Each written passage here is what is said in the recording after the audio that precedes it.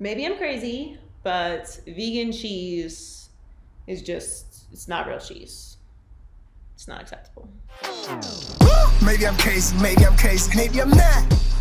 Welcome to the Maybe I'm Crazy podcast. I'm Joy Taylor. Thanks for joining us. Hope that you are staying safe, that you're healthy, and getting through quarantine well. Thank you for checking us out and keeping things a little normal for us. We appreciate it. This week we talked to Jordan Palmer. Very excited to talk to him. He is training Joe Burrow and Justin Herbert and a lot of other prospects that are going to be entering into the draft, and I have lots of questions. He's like the quarterback guru. Works alongside TJ Houshmandzadeh, who's down there training a bunch of receivers, so he knows a lot about those quarterbacks as well. I'm excited to talk to him. Of course, we'll have T with the culture report, Heller, Wit It or Quit It, and Donnie's going to be helping me out with high key, low key. But let's get started with Jordan Palmer. All right, very excited to have Jordan Palmer on the Maybe I'm Crazy podcast. Thanks so much for joining us. You're a Fox family member and on the herd with us a bunch, but I'm glad you're doing well. How is everything in quarantine? It's different. I should be on the field a lot more than I am right now, but instead I'm in a studio shooting content. Either way, figuring out a way to coach guys. And I definitely will say I got two little boys at home, so in some ways this has been great to kick it and go on adventures and all that stuff and have time to decompress. So how is the training? Have you been able to do any on-field training at all? Limited. So I'm supposed to have a lot of NFL vets out here right now. Obviously a lot of guys canceled trips last second, and I'm supposed to be having camps, my QB Summit camps, which is from 6th grade to seniors in high school with college counselors and most of them NFL counselors as well. So those are obviously canceled. I'm not having, big group gatherings. But a couple of my vets that are in town, we're finding ways to work out with very small groups, whether it be on the beach or a kid's soccer field. It's funny. I live in Orange County, Southern California. I've got some buddies in the skateboarding industry, and a lot of my workouts with NFL starting quarterbacks right now feel a lot like the stories about how skateboarders film videos, where like they're skating until the security guard kicks them off. Like I feel like I'm having like NFL workouts right now until the security dude comes and says, beat it. So it's something to laugh about. And, with so much uncertainty about when these guys are going to actually get back to work, I don't think there's a ton of pressure for these dudes to be throwing 4 or 5 days a week. I think they've got time, spending a lot of time with arm care, working on, more mobility stuff in their bodies as opposed to just throwing timing routes to guys down the field. So there's stuff to do. There's work to be done. It's just being creative and improvising a little bit. So for anyone who doesn't know exactly what you do, because you kind of become like the quarterback Yoda a little bit. So what exactly do you do with guys, and how did you get into this? It's your company's quarterback or QB Summit. Yeah. It started with me as I grew up around really kind of like the godfather of training quarterbacks. And his name is Bob Johnson. His son Rob played like 11 years in the league. People know Rob Johnson, played in Buffalo and Jacksonville. But Bob was my high school coach. My brother Carson is 5 years older than me, and Carson started training with Bob when he was in 7th grade. So I was a little guy. Bob created the Elite 11, which for those who don't know is a program for the top seniors in high school, and call it conservatively 80% of the quarterbacks in the NFL went through it on any given year. And they started that, and it's been around 23 years. I've been at every single one. I was like a little 6th grader shagging balls and filling up water cups. So I was around that my whole life. When I was playing in the league, I played 7 years. I would run the regionals for that around the country. And then when I was in high school, Bob trained guys for the draft. So I'd get out of school at lunch, I'd go down to the field, and I'd be running routes and catching balls for Joey Harrington and Kurt Kittner. And so I've been around draft training. I'd sit in the meetings. I'd skip my 6th grade photo class, and I'd sit in draft training. And then when I was playing in the league during draft training, I wasn't throwing balls in January, but I'd kind of go run routes because it was a good way to stay in shape. And also look at wideouts and tight ends and be like, ooh, I like this guy, I like that guy. So I've just always been around draft training, and I've always been around development of quarterbacks. Now, I played a long time too, but I'm not doing what I'm doing now because I played. I'm doing it because I've been around the development side. So I've coached, the 10,000 hour rule. I've had that a long time ago. And I think the biggest thing for me is I realized at an early age that I can explain this better than I could do it. And I wish I could do it better. My brother's bank account is like completely different than mine. He could do it really well. And my thing is explaining it. So I just love pouring into guys. I work with kids from 6th grade through their senior year in high school. I've trained a lot of the top quarterbacks for the last few years for the draft. And I'm on pace here, probably through next year. A third of the starters in the NFL will be guys that have gone through my program. Yeah, Elite 11 has really changed. It's changed the league. I think it's kind of innovated how everyone kind of evaluates quarterbacks and a lot of the positions going into college and into the league now. Also, like the relationships that you must make with these guys and just around the game of football are probably incredible. Yeah, I mean, I was looking the other day, somebody wants to buy a house. I'm going through it, talking through, because I remodeled 2 houses now. This is about what it costs to demo. That's like a client of mine. I'm like, we're like looking at houses together. You know what I mean? So there's a lot of ways where I get to show up. And that's why, like people, with a lot of guys who do what I do, QB Whisperer, QB Guru, QB, all these different things. Like I'm just a consultant, but the reality is I'm kind of like the older vet in the room. So I think if you grab like 100 quarterbacks and probably any position, and you ask those guys, where'd you learn the most from? They'd all probably reference an older player before they'd reference a coach, right? Like Carson would say John Kitna, right? And I would say Carson before I would say Mark Trestman or Ken Zampese, 2 guys that coached me. And so I just think it's really common, like, because the vets, if they're older and they know their stuff, like they know more than you and they can share it with you, but they also completely understand who they're talking to and how to explain it. And so for me, I'm really just kind of like the older vet in the room. And so a lot of stuff comes up in conversations. And that's my favorite part, is not even just the mechanics side of things, the life side of things. Family, drama, girls, housing, money. Like I love weighing in on that stuff, because I may not have necessarily experienced it, but I always say, like, I either got an answer for you, or I can get you an answer, or I can connect you with somebody who's got a great answer. So to you, what really makes a great NFL quarterback? Not a good NFL quarterback. There's lots of good NFL quarterbacks. What makes a great one? My eye goes to 2 things. In terms of the draft, evaluating, because I'll answer it differently. In terms of evaluating the great quarterback versus the good quarterback, it's 2 things. It's confidence and maturity.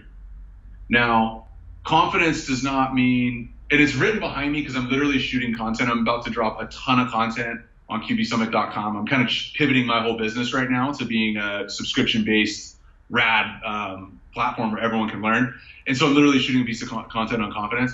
And so this is a great break. And confidence is the most important trait. Because let's say that a guy goes and has the best offseason ever, as if that's a thing, right? Like outworked everybody this offseason. That doesn't mean anything when the season starts. Like that doesn't mean that they spot you 7 points or you get to start off the game with a touchdown, right? What it means is that you have hopefully developed enough confidence through all those reps and all that work to be able to make those throws and make those plays in the game. So really the root of all the decisions guys make, I think, stem from confidence. And so, but confidence is not hereditary or God-given. I believe that it's a muscle that you can develop. And it's a muscle that, if not worked on and not poured into correctly, it can atrophy and it can become irrelevant. It can go away too. And there's levels to it. There's confidence, but there's 2 kinds of confidence. There's unwavering, self-generated confidence, meaning like, it doesn't matter what anybody says. I believe this about myself. I don't need it. It's independent of the environment. We're good. We're bad. Everybody thinks I'm the man. Everybody thinks I suck. It doesn't matter. This is what I believe about myself, right? And then there's reactionary confidence, which really is just like, it's completely dependent on the environment. If everybody says I'm the man, shoot, they might be right. If everybody says I'm a bum, I start going, are they right? Am I a bum?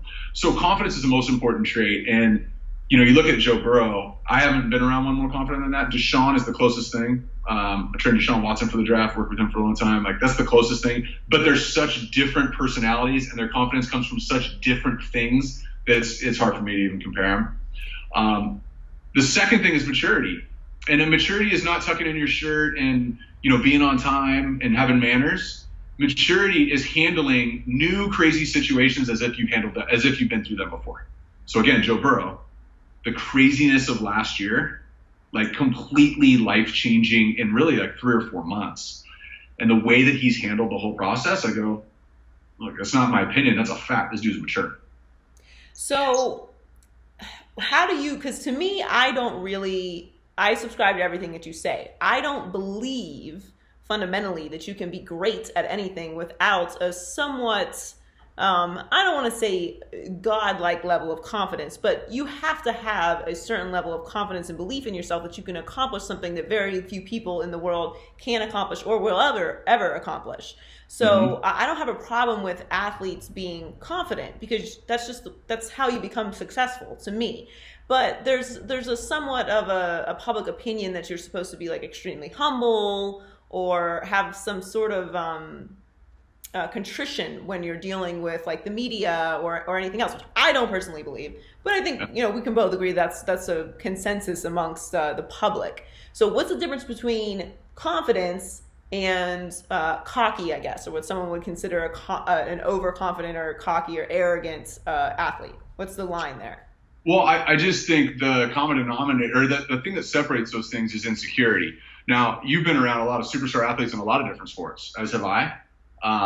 But the ones that I've been around and played with, some of them, the super famous, super cocky guys, they're super insecure. I'm not going to name names. They're super insecure. They're rattled with insecurity. It comes from, I have to project this because I'm not 100% sure about it myself. I'm not a psychologist here by any means.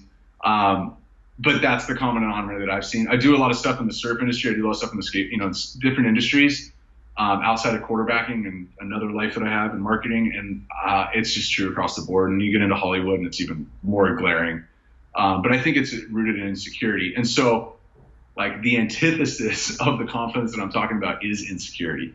If you're really confident, if you have unwavering self-generated confidence, like you are completely secure in not only what you're doing, but who you are and who you're going to be if things good or bad happen. And, you see, like, when you say like this quarterback is really confident, but he's cocky, usually it's, but he's cocky and not that good. It's just that's just what ends up happening. And the cockiness, I think, comes from the insecurity drives people to go, oh, I have to project these things to tell everybody I believe this about myself. As opposed to, like, my brother is a perfect example. And I'm like drinking the Kool-Aid. I'm super biased. He's like my favorite athlete ever, right? You probably feel the same way about your brother. But my brother is one of those examples of giant superstar who's super, super, super confident. Now, nobody would know at the level that I do how confident he was as a player. But everyone would say the same thing, that he's super humble. So how can you be those two things? And it is that he believed these things about himself. He doesn't have to tell everybody that he believed them. He was completely secure enough in himself to go, you know what? I threw the pick, my bad. I'll own it, even though it's not his fault. Oh, reason we lost is me.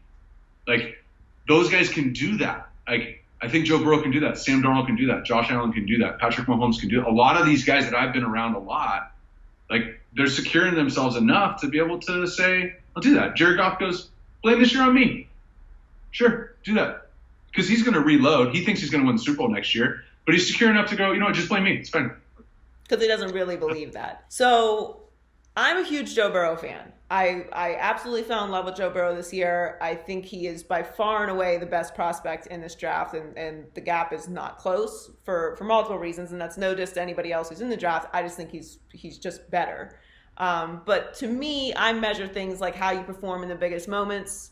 Who are you getting these wins against? Again, how you handle yourself when you get those wins, and just your overall playmaking ability. Like I'm a quarterback, I don't know, elitist, I guess you could say, or something. Like I think you just have to have the guy. Like if you don't have the guy, it's cute and you can have a great team and a great organization and like a great standing in your community, but you're not going to win the game or have a dynasty if you don't have the guy. It's just all you can do good, not great. 100% agree with you. So to me, Burrow is so obviously that guy. But what is it that what is the resistance with Burrow? I guess give me an example of the resistance. Okay, so I'll do that then. I'll be the negative Burrow person. So like the idea that he's only done this for a year, why is that not a problem? So I look for patterns. In high school, he went to school in Athens, Ohio. It's a small school. That team had never won ever, and then they lost like in the championship or something like that, or the game before, like whatever. All of a sudden they won, and he's player of the year and all that stuff. You go, all right, but that's high school. Who cares? I think there's more to the Ohio State story.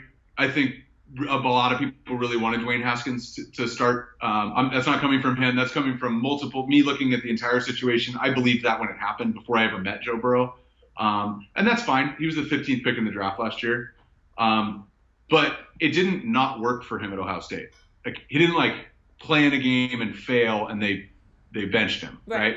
He just straight up didn't get an opportunity. So then when he did get an opportunity to go to LSU, he flipped a team and did something that had never been done before at that university, right? And really something that had never been done before, period. Okay, so he did it in high school, he did it in college. Does that mean he's automatically going to do it in the NFL? Of course not. But this is starting to look like a pattern. And so then you go, okay, well, how does that happen? And I think there's a couple of ways that you can flip around an organization. And trust me when I tell you, I've had this conversation with all kinds of guys, like the guy that just won the Super Bowl, like the dude who lost in the Super Bowl last year, like one of these guys are going to be in the Super Bowl in the next couple of years. What's happening in Buffalo? There's a couple of ways, there's a process to turning around an organization. Now, obviously, you've got to have the right decision makers. You can't, there's elements outside of your control at play. But one, you've got to buy in. You have to be able to be the guy who says, hey, I'm involved in this. Two, you have to be able to be accountable to all of the things that you bought into, right? You can't, if you're going to talk about it, be about it. Right. Same thing, right? You've got to be held accountable to those things. And then three, you've got to inspire other people to buy into what you've bought into. And in that, you have to elevate their play and demand that they consistently do that, which means you have to consistently do that. And Deshaun Watson did this at Clemson, and it was the first time they won a national championship. They always had first-round picks, right? They had a ton of first-round picks. Clemson's been putting dudes out, C.J. Spiller, right, dudes for years. But Deshaun flipped it for them, right? Barely lost his sophomore year, won it his junior year, and then they won it again after he left, right? And so that type of foundational change comes from, I think, those three elements. I've heard Dabo talk about it. And so you look at what happened in Buffalo, you look at what happened in Kansas City, and sure, talent is awesome. But if you have the ownership and all that stuff in place, if you can do those three things, now it's just about getting the right pieces around you. And I look at Joe and I go, he's shown a pattern of doing this. And from a confidence and maturity standpoint, I already talked about that. He's like, I've never really seen anybody like this before. And so I just say he's in position A to be able to do that. I don't care if he goes to the Bengals or the Dolphins or whatever team he goes to, he's going to be in a position to do it. But he has all these great players around him. How good can he really be? Because LSU has all these, the best offensive line and all these great receivers and Edwards-Helaire. So, is he really that good, or is it everyone around him?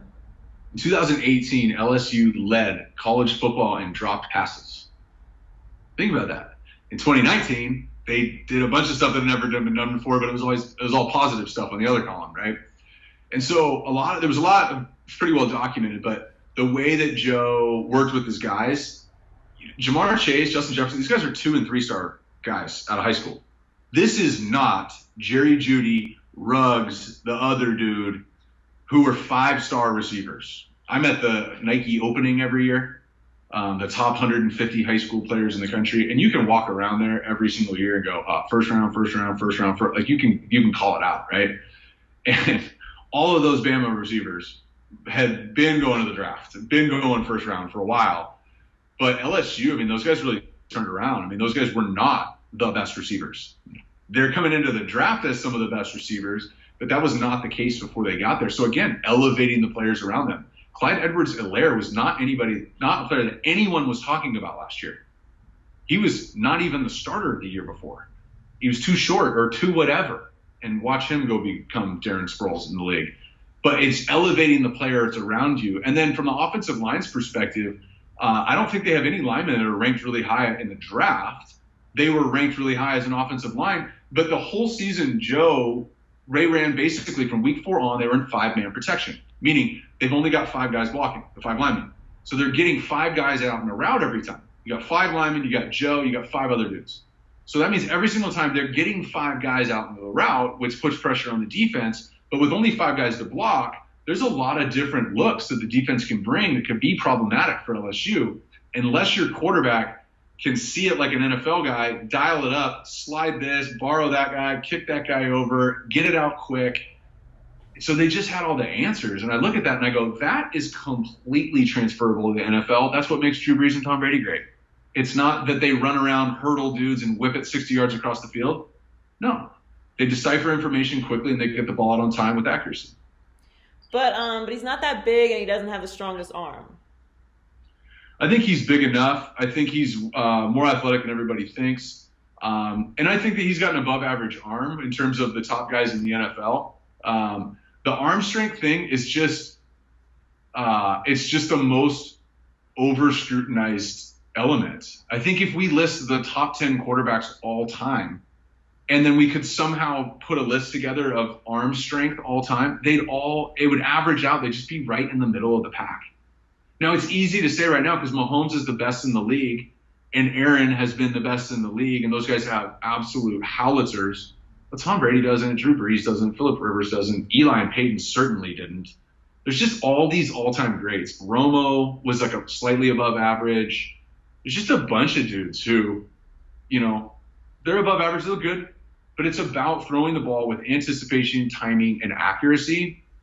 And if you can do those things, but you can't throw one as hard as the guys with the big arms, then it doesn't really matter. Mahomes is just super sexy because he does all of it.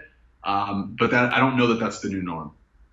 By the way, I don't believe any of those things. I'm just quoting people that are critical of Burrow. Okay, but the one thing that does concern me about being wrong about Joe is that he will probably end up going to Cincinnati. And I don't take that organization very seriously as contenders, which I don't think they've given us a lot of evidence that they are an organization that's run very well. I mean, Marvin Lewis had a great run there. I don't think he gets enough credit for what he was able to do with that organization. But they've been dysfunctional over the years. I mean, they have the number 1 overall pick in the draft for a reason. So that's a lot even for the guy to overcome. And unlike situations like Boomer Esiason kind of compared Burrow to LeBron this week, and it's like, to me, the NBA comparison to the NFL is just, it's too extreme. There's way too many extra factors. You can have an unbelievable player go to an organization that doesn't know what they're doing, and that's their career, especially early on with quarterbacks. Can he overcome, or can he turn around an organization like Cincinnati? I don't know. I played there for 3 years. Probably know as much about that organization as probably anybody. But to me, the NFL, and the way that I explain this to people is like, did you watch Game of Thrones? Yes. Okay, so Game of Thrones, right? Bunch of seasons, bunch of people died, bunch of people wore crowns, all this stuff. The whole thing came down to 2 women.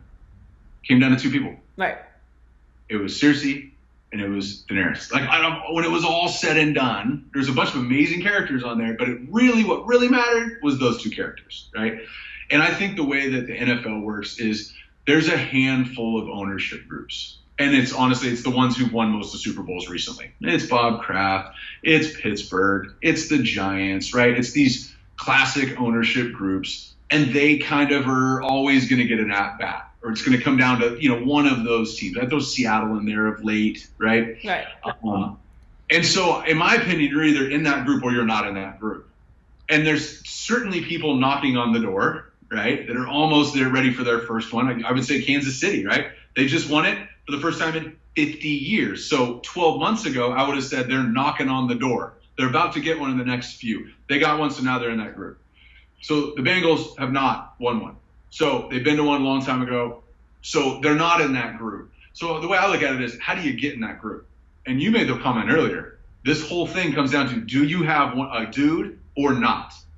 So once you have a dude, you're now, in my opinion, you're knocking on the door. Okay. Now what you have to have is great direction and the ability to build around that dude. So it's not just O-line and receivers. It's all of it. How does the quarterback room? Who are you putting in the room with him? Who is giving him the majority of his information? Is it coming from the coordinator? Is it coming from the quarterback coach? In Cincinnati, I don't know, Zach Taylor's a quarterback guy.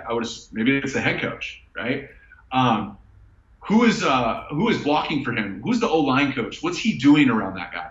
from a defensive standpoint, one of the best things you can do for a quarterback's psyche is create turnovers and get sacks on third down. So pass rush, that's got to be a huge emphasis on the draft. In the draft and free agency is pass rush. And then all the other pieces around it are kind of ancillary pieces, but you have to start to build around that guy. And so for me to say Cincinnati, he can't do it in Cincinnati, I don't know. They haven't taken anybody number one since they took my brother in 2003. And it's been a minute, and they had a couple good runs too. For me to compare, I played for Marvin Lewis. It's a completely different franchise now. I mean, Marvin was so involved in everything. I don't know how they do it with Zach. It might be worse. It might be better. I don't know. But I know this: if they have Joe, they've got that first piece. They're knocking on the door because they got a dude. Now they got to put the pieces. And just look around the league. So look at Patrick. Look at who they got at wideout.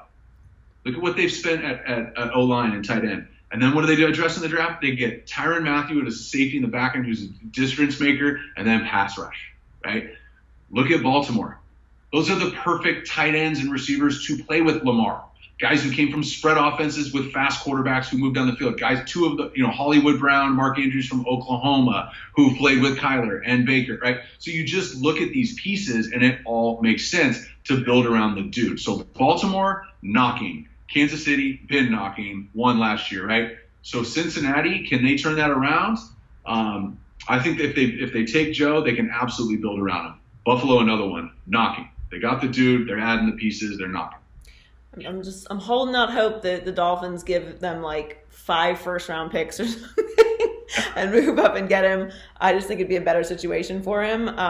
But he's probably gonna end up in Cincinnati. All right, so really quickly, I want to ask you about a couple other guys. Obviously, the other guy in the conversation is Tua. Now you haven't worked directly with Tua, right?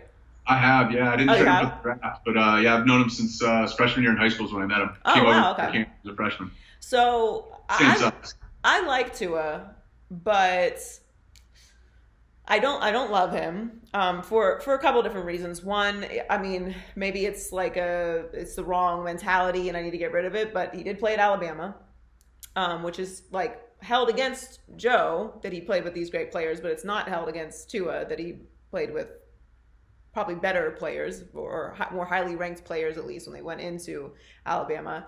But the most important thing that gives me pause is the injuries. I don't love the injuries. I think availability is a skill, and it doesn't matter how talented you are. If you're not out there, you're not contributing, and at that position, it's just a huge liability. Now that said, if he's available and you need a quarterback, you have to take Tua. I can't envision you passing on Tua, even for someone like Justin Herbert, who may not have the health situation, but I have other questions about. Am I wrong for having those reservations? No, I think it makes sense. So I 100% agree. Availability is the most important ability, more so than running ability or ability to read a defense or ability to lead a locker room. Availability is the most important, for sure. And I agree. I think it's a skill. Look, these guys get older. Quarterback becomes a 12-month deal. My brother, for example, I think he averaged like over 1 surgery a year. Something. Season ends, like you're operating on something, you're rehabbing something. You don't wait. You don't give yourself a month off and then do that. You do it immediately. You get right into it. And it's just 12 months over and over and over again. I certainly do not think with Tua that is a toughness issue at all, right? It is strictly like bad luck or some areas of his body that need to be addressed. Toughness-wise, Tua is as tough as they come. But yeah, I think it's a real concern. It's a concern with all these guys.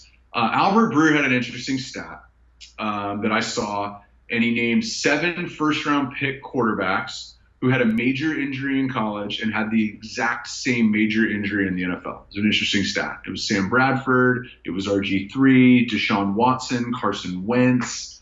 I'm drawing a blank on a couple of the other ones. That to me is interesting. It doesn't mean Tua is going to get hurt. The bigger question for me is, what's the plan for Tua? Okay, Tua from a talent perspective can totally play week 1. Like run around, throw the ball. Yeah, he's amazing. But quarterbacks, and I've said this a lot, quarterbacks get really good at the things that they have to do to survive. So if you can run around and make plays, and you got to do that to survive, you're going to do that. Peyton Manning was so good pre-snap at the end of his career and was so incapable of moving that he did so much pre-snap to get it in the perfect play because that's what he had to do to survive, right? And so if Tua has no offseason, if he has to play early, okay, with no offseason, assuming the guys just show up for training camp and then go play, and which means he's not going to necessarily know the offense to that extent that he would have if he had an offseason, and he's not going to understand the coverages and the protections that he would have if he had an offseason. It's not about how smart you are. It's just like a lot less hours of practice. Right.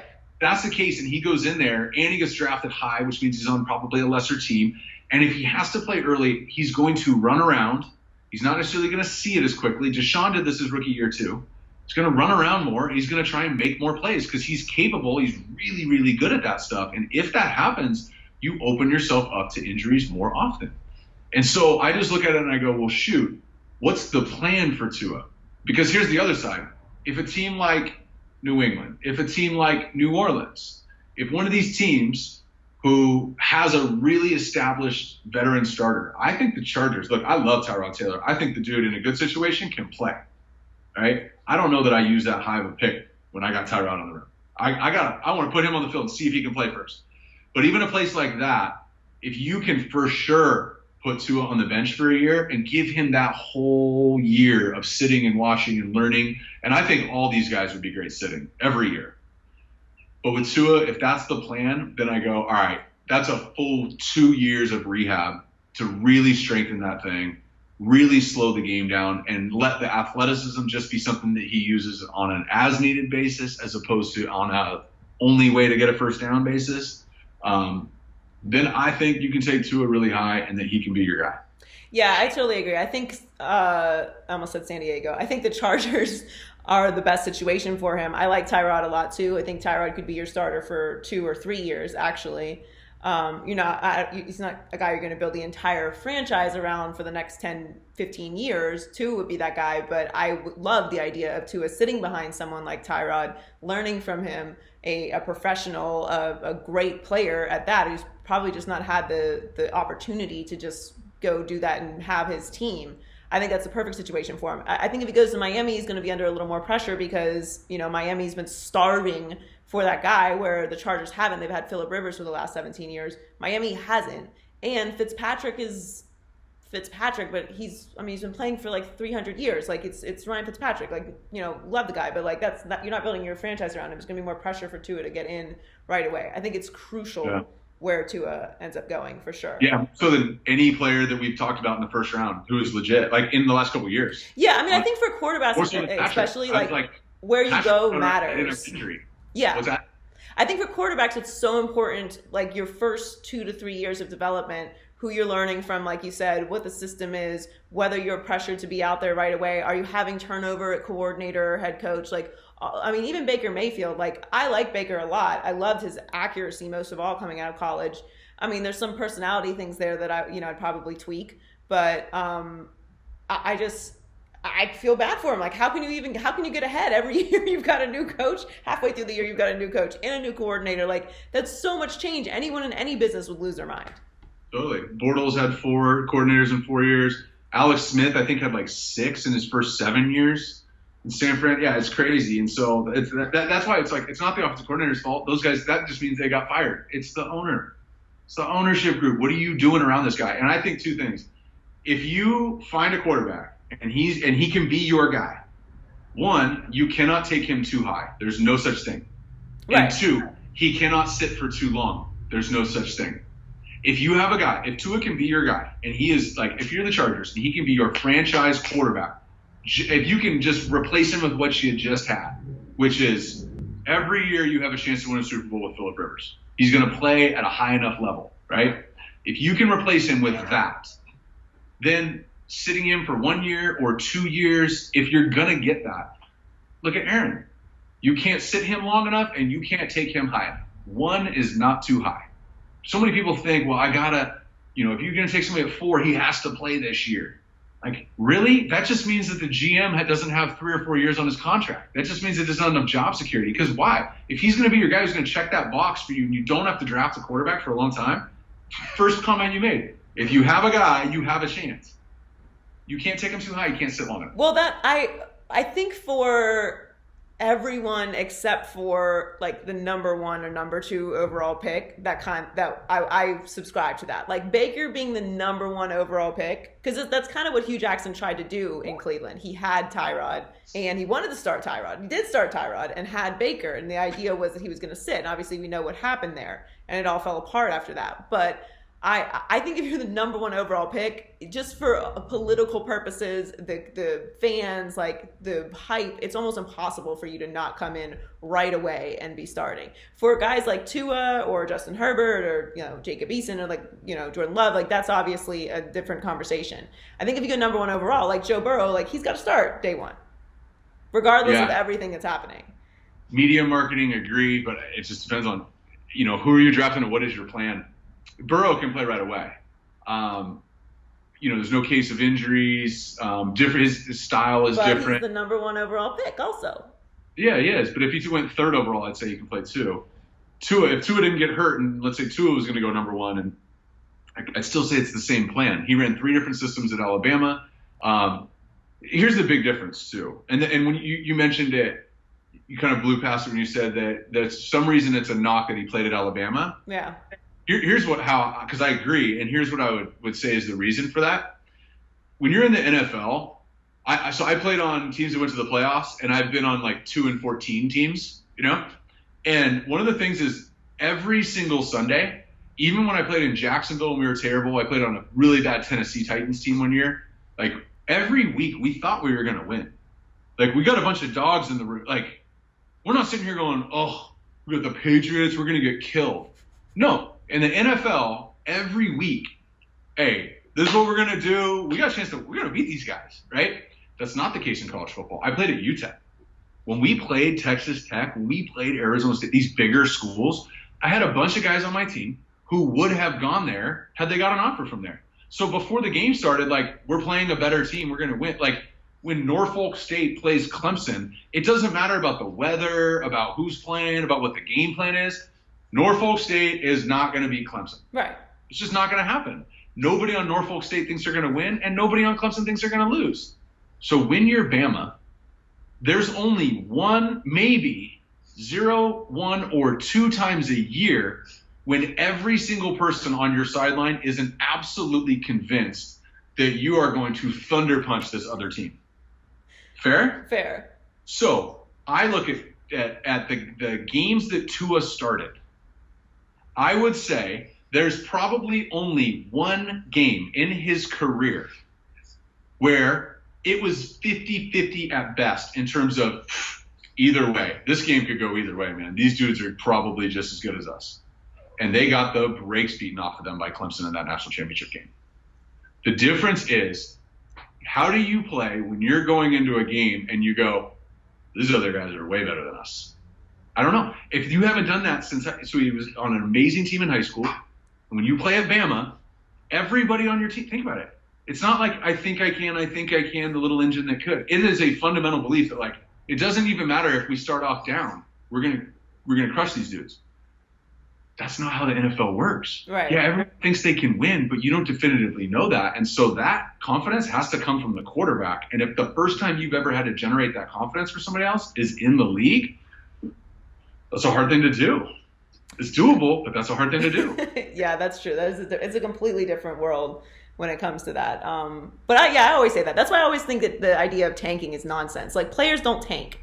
Nobody cares about that tanking nonsense if you're a player. Jordan, thank you so much. I know you're a super busy guy. I could talk to you about this for like the next 3 hours, but I had like 500 other questions, so maybe we'll do it another time.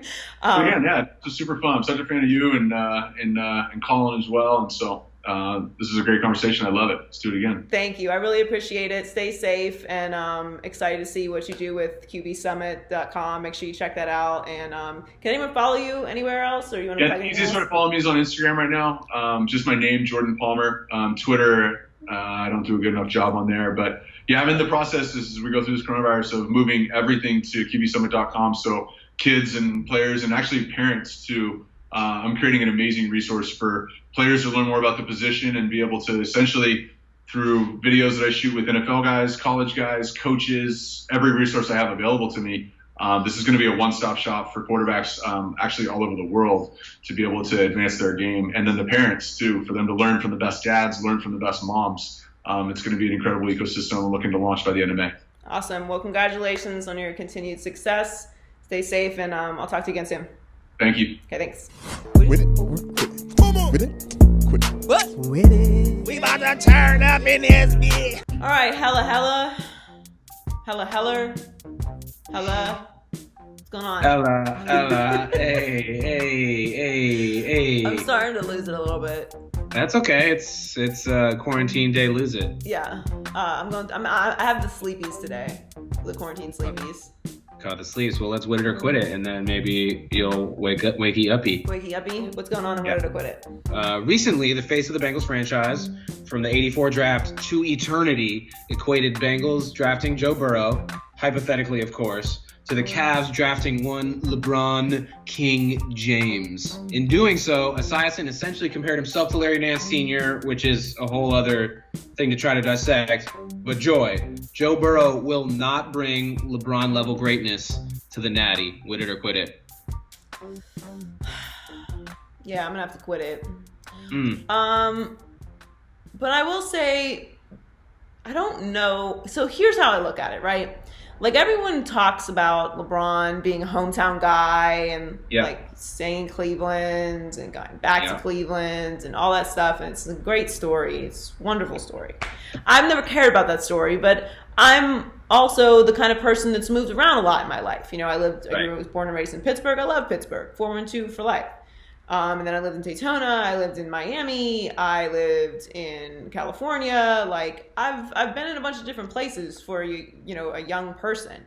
So it's not that I have loyalty issues, but I just think, I have a little more macro picture of the world. Okay, and there's nothing wrong with that. But this whole idea that he has to stay in Cincinnati, like he has to be a part of Cincinnati because he's from Ohio, it's just like a wee bit overblown. It's not my favorite pitch, because the reality is we know what Cincinnati is, and the same way that we knew what the Cleveland Cavaliers were. I also don't like the comparison of NBA to NFL in this case, because that's too much pressure to put on Joe Burrow. Now, listen, I think Joe Burrow is a great prospect. I love the kid. I can't wait to see him play.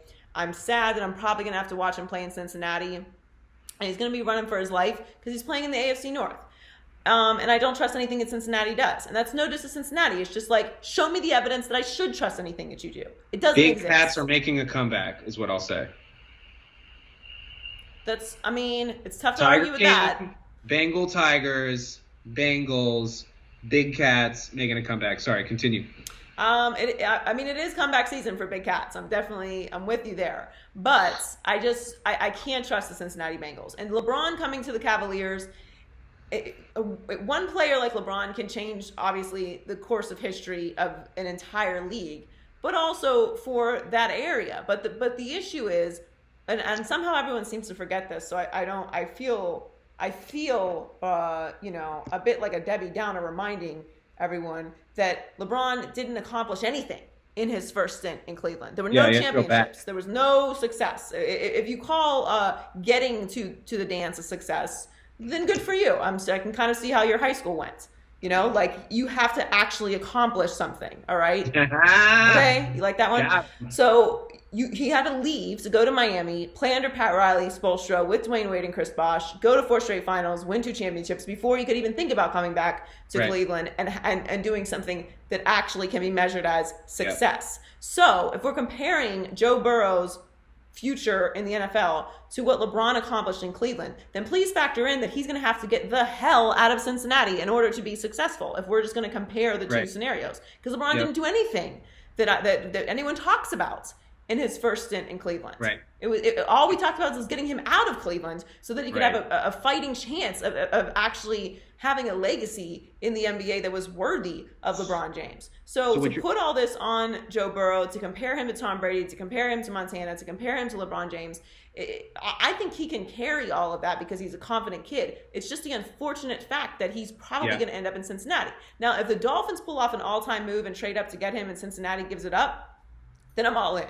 Because I think that Joe Burrow not only fits the Miami swag and energy and just the culture of that city. I also think exactly cigar after the national championship, like that just fits in. You can get all the Cuban cigars you want down there. I like what Flores has done in the offseason, and obviously that's my team. So, like, I think that he'd have an actual opportunity of having some real success in the NFL. But let's be serious. Aside from the fact that it's Cincinnati, you have to consider what the division is. You must first win your division, right? Like, that's how the NFL works. You have the Baltimore Ravens and Lamar Jackson. You have Pittsburgh Steelers and Ben Roethlisberger. I don't know what Ben's going to be. He's looking ridiculous these days. The optics are terrible, but whatever. He's going to be better than Mason Rudolph and Duck Hodges. We'll assume that. And then you have Cleveland, who has a great defense. Whatever's going to happen with Baker Mayfield, you still have Jarvis Landry and Odell Beckham there, who's going to be healthy this year. So I just don't like the scenario for him there. And it's like, it's going to make me look wrong about Joe Burrow, which, whatever, I really don't care about that. I just want to see him have a fighting chance, and I don't have any faith that's going to happen in Cincinnati. So what you're saying is, Joy, you don't think that the hometown element leads to winning necessarily? It doesn't guarantee, just because you play in your hometown doesn't mean they're going to give you the tools to do it? I mean, it's a nice story, but that's it. And then what? Because everyone talks about the LeBron story, and they just conveniently leave out that he had to leave and go to a championship level organization to even begin considering going back to Cleveland to even try to accomplish what happened. Right. And even for that to happen, Draymond Green had to get suspended for a few games to pull that off. So yeah, he did. Like everything still had to fall in place. So this idea that like Joe Burrow's going to go there and have this success that LeBron had, like, LeBron left. He left. Right. He left. Remember? Do you remember? Left. So like, if Joe Burrow has to leave to win a championship, I can assure you he ain't coming back. No. So then this is just not a good. It's not a good comparison. I would like to make one other point. Through slightly creepy Google, I was able to determine that St. Vincent St. Mary's High School, where LeBron went, is like 38 minutes away right now from Quicken Loans / Rocket Mortgage Fieldhouse. Joe Burrow's high school, Athens High School, 2 hours and 41 minutes from Paul Brown Stadium. Is that staying where you grew up or nah? No, it's Come not. on, guys. It's actually not. It's a huge stretch, and it's a huge pitch. And I being the realist that I am, which may somehow be disguised or confused for being a cynic, do not consider that to be a hometown. No. Right. It's, I mean, home state, I guess. But home state, cool. Pennsylvania's a pretty big state. Cool, whatever. Ohio's a pretty big state. California's an even bigger state. Yep. California's the best state. And speaking of California, Joy, I've lived a very privileged life. Part of that privilege. Prince of privilege, some might say. Yeah. One might call me the Prince of Privilege. Part of that privilege is rooted in enjoying constant success from my sports teams. From the Niners to the Giants to the Warriors. The Bay Area is sports rich. We're rich. So when the Warriors owner says the following about Kevin Durant leaving, I tend to agree with him. Yes, he left. That's negative. But the positive is we got a chance to move forward quicker and to move into the next phase of what we're doing. Joy, I loved Kevin Durant as a Warrior, as you can see by this hat of him jaying LeBron in the face. But the Warriors are better off without KD moving forward. Wit it or quit it. It's an absolute. Basketball. Oh, you're switching to the basketball? Yeah. That's an absolute quit for me. What? I like this PR swing from Joe Lacob. Joey Lightyears. To try and retell the story that this is actually a good thing that Kevin Durant left Golden State, and perspective is very important. It is, and many people have many perspectives on things, and some of them are just not reality, and that's okay. That's their reality, and you can live and function in your own reality. You have that right. And then the rest of us can live in the collective reality, which someone may consider to be reality. So that's a good point. Yeah. So basically, this is not real. It sounds good, but it's not. And his other pitch for everyone to believe that this is real is like, oh, well, he would have gotten hurt. He was hurt. You know what I mean? So we would have had a really high payroll. We wouldn't have been able to make moves. Nope. It would have like handicapped us moving forward. Like, yeah, so but then moving forward, you would have had KD. Remember when you had KD and Steph Curry and Klay Thompson. Remember what happens? Yeah, right there. It's right there. You look at it. You live it every day. You enjoy the fruits of that situation. There's 100%. No two ways about this. Whatever happened in Golden State, whether it was Golden State's fault or Draymond Green's fault or just KD not feeling it, maybe it's no one's fault. It just wasn't really actually the fit. The media. It's the media. Or the media's fault. Fake news, media, whatever. Who knows whose fault it was, right? And sometimes there isn't a fault. It just doesn't work. Regardless, the Warriors are better off with KD, Klay Thompson, and Steph Curry. That's just facts. So it sounds nice. And listen, I think the Warriors are going to be a problem for some people next year. I think that everyone's forgotten how good Steph is and how good a healthy Klay is. And you're going to have a draft pick. And you've made lots of good moves that I think are great. It's very exciting. I know. It's a great show. But there's no way, no matter how you look at this thing, that you're better off without KD. You didn't have any plans for the next phase of your organization if KD would have stayed. So that wasn't even a conversation. You now have to have a next phase of your organization because KD left. But KD was the phase. KD was that. That was the phase. We adapted the phase to include him, which was excellent, and I loved it. But there was a phase, there was I can think of 4 phases, 3 of which were excellent before that led us to the point. And then KD was just solidified it as something, you know what, you made a good point. Solidified it as something in reality that everyone feared. Everyone feared it, and they were scared. No one fears the Warriors anymore. Listen, you can say now that it's better that without KD, we're still going to bring fear. It's going to be fine. No. You don't strike fear in the hearts of anyone who is concerned about whether you're contenders or not. They're going to be good, of course. You have a great organization. It's well run. Steph Curry and Klay Thompson are all-time great players. You're going to have a draft pick. Going to be a good team, but not contenders. And that's because you needed KD. You remember, what I was just talking about a few moments ago with Joe Burrow when you guys had the greatest regular season of all time and then blew a 3-game lead. Yep. Remember when that happened? Yeah, when Kiki Vandeweghe was the best player on the Cavs and suspended Draymond Green for Game 5, giving them a chance to get back into the series on some bullshit that LeBron had actually started. Yeah, I totally remember that. I agree, but I still, as a Cleveland hater, had to sit there and watch Kyrie hit that shot and LeBron win a championship in Cleveland, and I blame you. I blame Golden State for that. And so I don't want to hear anything about how you were better off without KD, because as soon as KD got there, I didn't have to worry about hating on Cleveland anymore. I already knew what the deal was. I already knew exactly what kind of business they had for them in the finals, and that's exactly what they gave them, the business. And that's not going to happen now. And listen, I think that KD and Kyrie are not going to have some kind of easy situation in Brooklyn. There's a lot going on there, but I do think that KD's going to come back as good as he was. Like, this idea that KD's not going to be the same KD is silly nonsense. But the point is, you guys aren't better without KD. I'll put it to you this way. KD was better with us. That Kyrie situation. Two things can be true. Terrible. Two things can be true. Sounds awful. Two things can be true. Yeah, they went to the New York Clippers, but we'll be better off than them. So how does that? I think based on that math alone, we're better off. Because if he's leaving, right, and he goes somewhere else, and they're not a threat, and we're still good, we're better off. Math. That's some privileged math there, but sure. Simple privileged math. Let's go.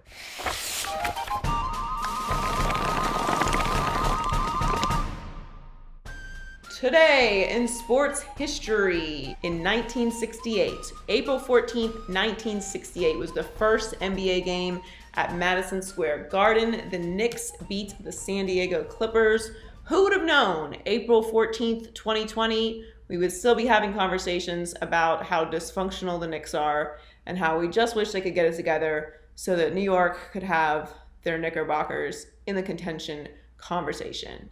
Still not happening. In fact, Jared Dudley said just this week that if the Knicks were not dysfunctional, Kyrie and KD would be there instead of in Brooklyn with the Nets. Also today, April 14th, 1995, the future of the state of Ohio and the Cleveland Browns would never be the same. Because today, April 14th, 1995, is the birth date of one Baker Mayfield. who is much discussed, very controversial, polarizing, you might say. And up against it this year with a new coach, will likely be healthy Odell Beckham Jr., a few additions to the defensive side of the ball, and it's on now. Lamar Jackson and the Ravens are going to come back strong. Ben Roethlisberger will be back with the Steelers. See how that goes. Probably be better than Mason Rudolph and Duck Hodges. We'll assume that. And the great Joe Burrow in Cincinnati. Going to be an interesting year for Baker Mayfield. Today in history. What up, Donnie? How you doing? Doing good. Hanging in there. How about you? Good. Just, working, staying on the couch, watch TV. It's not that bad, actually. I've been getting outside to go on runs and stuff, so I'm trying to stay active, So what's going on with Wit It or Quit It this week? Just kidding, not Wit It or Quit It, High Key Low Key. What's going on in High Key Low Key this week? High Key, the NBA/WNBA kicked off the first round of a horse competition on Sunday. Low key, I hadn't seen internet that bad since like 1999. Do you remember your first internet experiences? Do you remember the first time you went on the internet? I do, yeah. Not like the very first day, but like I remember getting the AOL internet thing. Those discs. Yeah, and then like the dial up and AIM. Yeah. I remember the first site I went to. My cousin had internet before I did, and VeggieTales. I was a big VeggieTales fan. At the end of VeggieTales, they would say, go to VeggieTales.com. And that was like drilled in my head. So the first access I had to internets, I went to VeggieTales.com. Yeah, I was a big VeggieTales fan myself. And yeah, I don't remember the first website I went to, but yeah, it was definitely a different world. And that was what I felt like I was watching. And listen, to be clear, I fully support the effort. I understand it. I was excited to see what it was going to look like and how it was going to work and, how all of it was going to go. But yeah, so I saw like Zach LaVine and Paul Pierce, I think it was. Yep. And I like just the beginning of it. And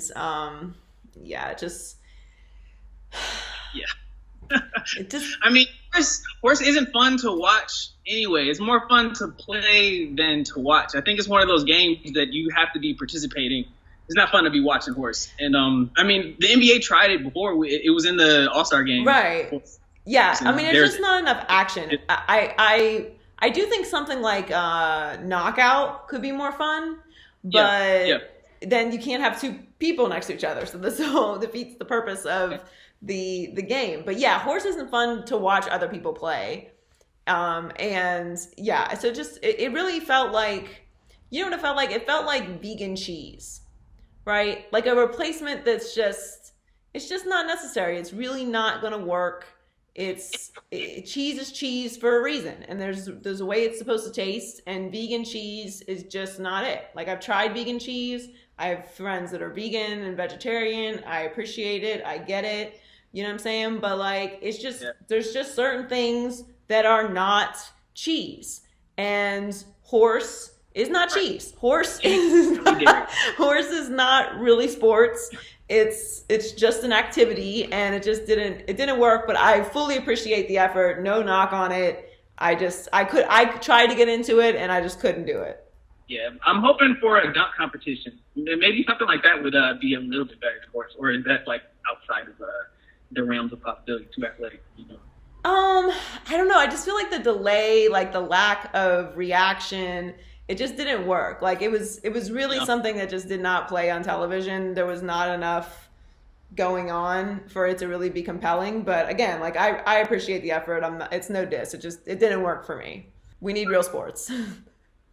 Real sports, please. Yes. All right. High key. Sources say Anthony Lynn and the Chargers are legitimately bullish on Tyrod Taylor. Low key, what does bullish mean? Bullish, I think bullish means like, I don't know, like a bull is very serious and like they're like digging in, with like their hoof. Yeah. And when I hear bullish, I think of Smoky Rooms and Teddy Roosevelt for some reason. Like, I think of heaty conversations and like cigars. Yeah. That's just me. Yeah, that's kind of a good analogy too. They're into it, which makes sense with Anthony Lynn's tie to Tyrod Taylor and what Tyrod Taylor's done. I think it's a good situation that the Chargers are in, even if they do end up trading up in the draft or getting Tua or Justin Herbert. It gives them the flexibility to not have Tua or Herbert start right away. And look, we have to take everything into consideration this year. So this is not a normal year. It's not a normal year for anyone. So even if this was normal circumstances, which they're not, but even if it was, it would be nice to have your organization be run for a year, maybe two, by a professional who has had success before. You saw what he did with the Bills. You saw what he was able to do with the Browns in a short amount of time, keeping that situation steady for Baker Mayfield. And now he's been with your organization, so he's there. He's not coming in anew. It's a good situation for the Chargers because now if this wasn't all going on, he could be the starter, give Tua another year to learn how to be a pro, some more recovery time, learn the system, don't throw him out there to the wolves, which in Tua's case has been his biggest problem because he extends plays beyond what he should. And with Herbert, he still feels a little raw. So that would be a perfect situation to have Tyrod be the starter for at least this year, possibly next year as well. He's shown that he can do it and he deserves the opportunity. But that said, we can't ignore what's going on. Tyrod is a vet. He is a proven veteran at that. We are going to have delayed training camps because of everything that's happening. So you're in a situation where you almost have to have Tyrod be the starter. And so why not sell it? Because these guys are going to come in. They're not going to be able to have their normal interactions with coaches and staff and facilities and you know, off-season programs and development. That's not going to happen. It's right now. So it's going to be delayed. So you want Tyrod to be confident, know that it's his team, and it should be his team in this situation and moving forward for at least this year as it is. So I'm normally very high on if it's a, you know, first round top 10 draft pick, he should be out there starting. But I think these situations really vary and it's a lot different this year. Yeah, these circumstances are different. And like you said, he's got a leg up on any quarterback that they pick up, regardless if it's in the draft or in free agency, because like you said, he's been there for a year already and he knows the system. I'm a Tyrod fan, so I'm rooting for his success. Yeah, no, I like Tyrod a lot too, and I think he deserves an opportunity. I was really surprised the Bills moved off of him.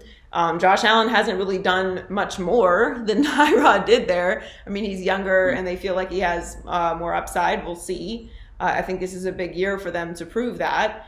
But yeah, I hope Tyrod has success with the Chargers, and it's going to be his team this year. High key, college football's best and brightest are getting jobs next week. Low key, live from Roger Goodell's basement, it's the NFL Draft. Hey! Sound effects. That's what it's going to be like. Yeah, exactly. So Roger Goodell will be announcing the first round draft picks from his basement, which sounds kind of hilarious, but I'm sure Roger Goodell's basement is a palace, probably bigger than most of our houses. But he is the NFL commissioner, so that's how it goes. I'm really excited for the draft this year, more than I've been for a draft in a long time. And I would be this excited for this draft even if all this wasn't going on and it wasn't the only thing to watch, because first of all, the Dolphins have 14 picks in this draft. There's going to be a lot of trades in the top 10 because of everything that's going on with the quarterbacks. But now it's even better because all that's going on and it's the only thing on. It's the only thing live. Everyone is going to be glued to everything that's going on. And I think the NFL is going to do a really good job with the broadcast because everyone's dealing with the same circumstances. I think people like the rawness, the kind of behind the scenes feel of everything that's going on, because we know it's all going to go back to the polished studio and sets and everything else that we normally have once this is over. But so you're just kind of seeing a different side of everything that goes on. You're seeing inside of people's homes, what they wear when they're chilling, when they don't have hair and makeup and suits and stuff. So the one thing I did read today, though, is that the NFL is being very restrictive with the what prospects can wear, what they're allowed to drink in the videos, which I don't know if is normal or not. I can't imagine that that's something that they usually put out. I mean, they probably don't want guys drinking when they're celebrating that they got drafted, which I mean, they're pretty big partners with some pretty big beer and alcohol companies. It's pretty significant part of the game day experience. But I do get the optics of it, which is fine. But either way, I think the draft's going to be one for the ages for lots of reasons, not just because, you know, it's the one thing that we all have to watch. I think there's just going to be a lot of movement, a lot of impactful decisions being made, and I can't wait for it. Like I'm so excited. A week away, you got the Jordan doc coming up, the draft. After that, the schedule comes out. So like we're rolling, you know. Like there's a lot happening outside of sports, obviously, that we're all having to pay attention to, but it's a nice escape, and I'm really grateful that the NFL decided to go forward with it. The one thing that is going to be a little weird is seeing the players not surrounded by their families on the big couch when they get drafted. That's going to be a little bit different. I'm curious as to how that's going to be when they like limit it to, I think I read 6 people per like household for draft parties. So I'm curious. Yeah, I mean, I don't know how they can limit it. It depends on where the person is and what the like regulations are for that state, I'm sure. Because like, you know, certain places are more intense than others, but I'm sure they're not going to have large, massive groups of people, obviously. But, you know, if you can have a group of 10 or whatever it is, then, you know, look, you can't control everything. So as much as it's going to try to be controlled, this is the biggest day of these kids' lives, and they're already going to not be able to walk out onto the stage and shake Goodell's hands and get that moment. Yeah. So it's going to be hard to control every aspect of what goes on. But to me, like those factors don't even matter in it. Like, I mean, obviously you want to make sure everybody's safe, but like worrying about like what they're wearing and stuff, it's like, let's just all enjoy the moment. Everyone's going to be cool. It's going to be fun. And I'm really looking forward to it. Yay, sports. Hi, T. Happy belated birthday. How was your big day?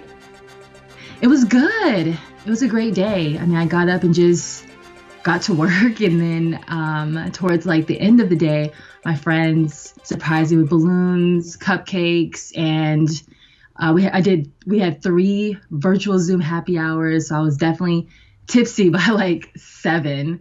But it was fun. It was a great time. I got a lot of presents. I got a lot of love. So it felt really special. That's good. It's kind of interesting, like the things that are going on right now. Cause I didn't know anybody who like that close to me that had a birthday, but like my brother's wedding got postponed. So like went through that experience with them about having to postpone the wedding because of Corona. You know, people are having birthdays and obviously, you know, graduations and missing prom and things like that.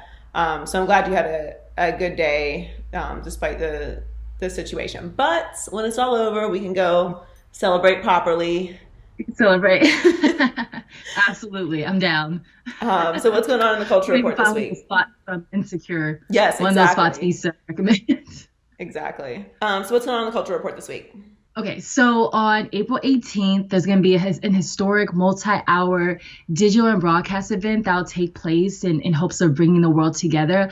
It'll feature some of our favorite artists and comedians in honor of celebrating and supporting healthcare workers and people that are on the front lines and World Health Organizations to fight against COVID-19 pandemic.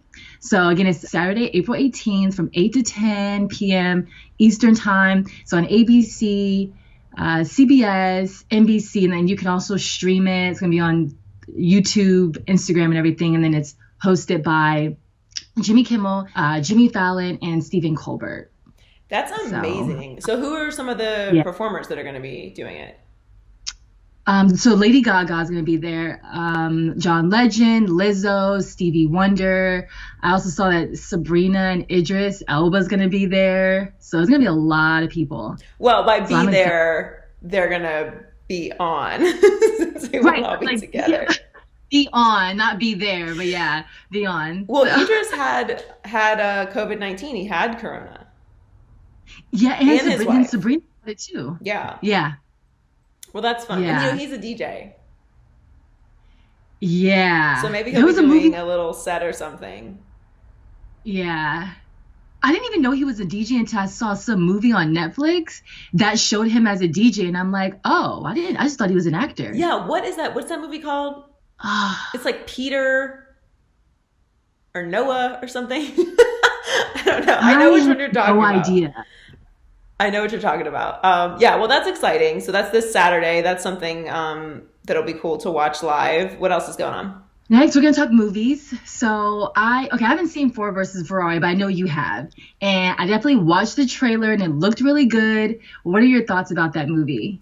So I'm still kind of binging Ozark. I watched like a little bit at a time. I rewatched True Detective season 1. This is the only season worth watching this weekend. But I also watched The Irishman. So I'm kind of now deciding that I'm going to work through all of the Oscar movies that I hadn't seen. So I saw The Irishman, I saw Parasite, I saw Ford vs. Ferrari. Next up, I'm going to watch Once Upon a Time in Hollywood, which, by the way, why is it $20? Can I rent it? Excuse me, that's very expensive for a movie. We're in quarantine. Ridiculous. Like, bump it down, it's a little unreasonable, Quentin.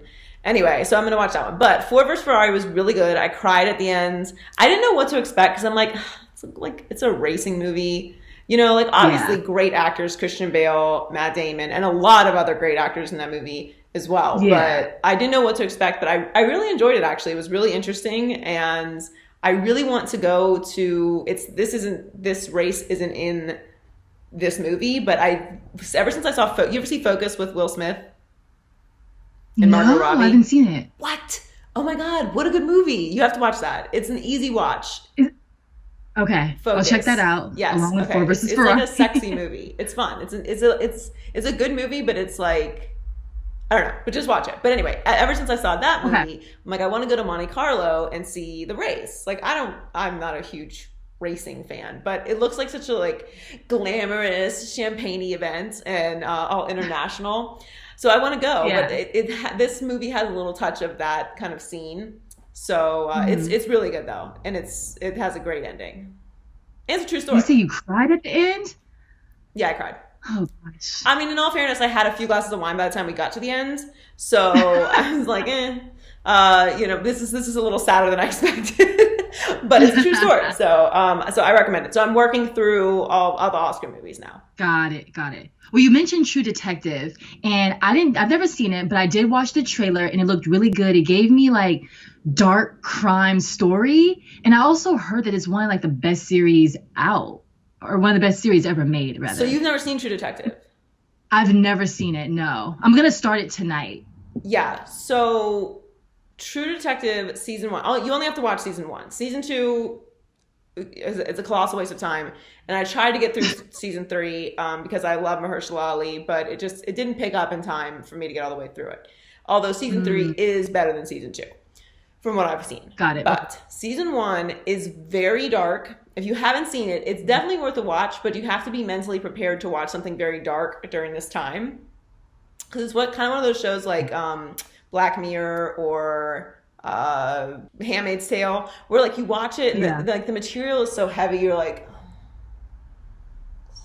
and it's sad too. So it's like you have to be in a good emotional space to watch it. But since I've already seen it, I already knew it was coming. So I got to reevaluate the characters more. And Matthew McConaughey's performance is just incredible. Woody Harrelson, unbelievable.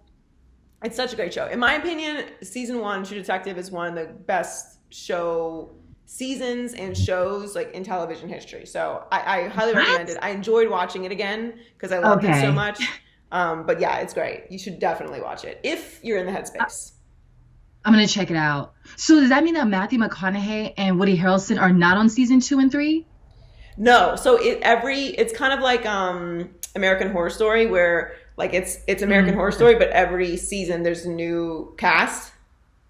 Got it. Okay. Which I think is how that show works. But yeah, so there's a totally new cast for season 2, totally new story, no continuance from season 1. Season 3, same way, totally new cast, no continuance from season 2. It's all independent casts and stories. So got it.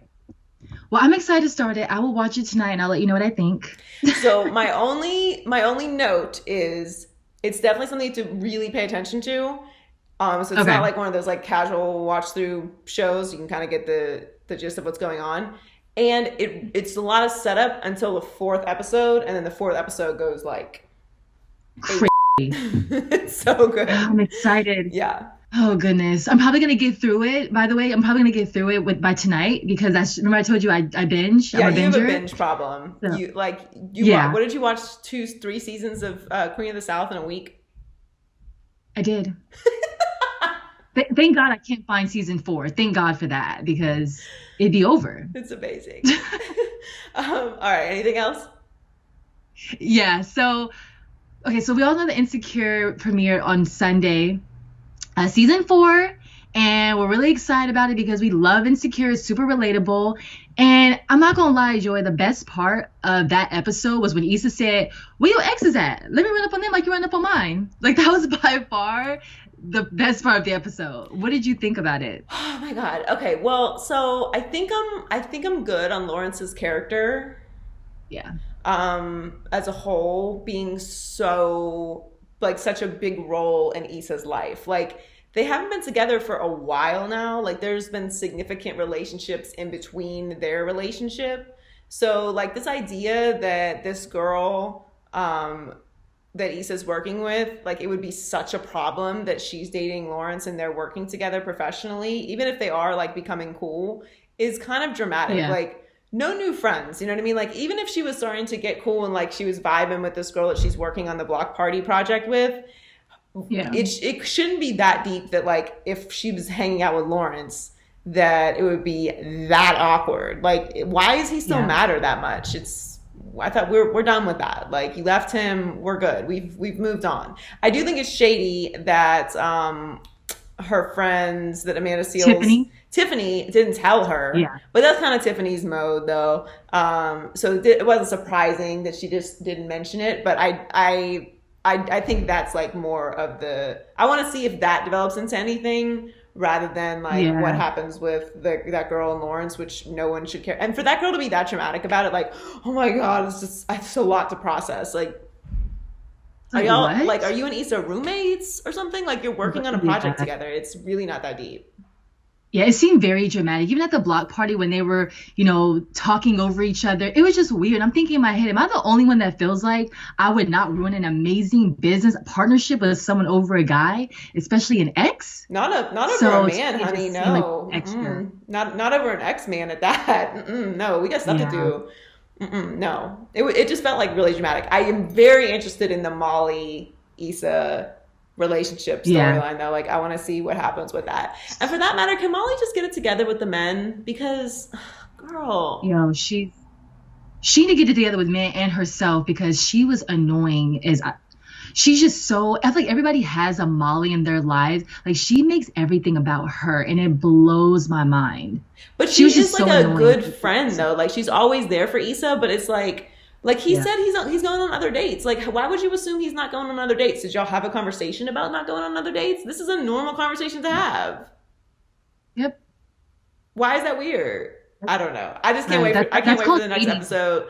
And I will be on my couch, sitting there. I hope it doesn't coordinate with the Jordan documentary, but if it does, I'll just watch it afterwards. But yeah, I'm loving it. I'm so glad Insecure is back. Okay, well, thanks, T. Hope you're being safe, and happy belated birthday again, and enjoy True Detective if you start watching it.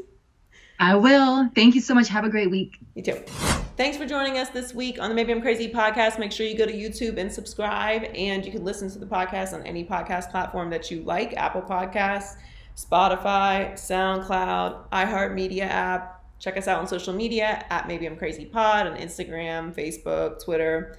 And send us a note. We like hearing from you. We appreciate it. Thanks again for joining us. Make sure you subscribe, and we'll catch you next week. Maybe I'm crazy, maybe I'm not.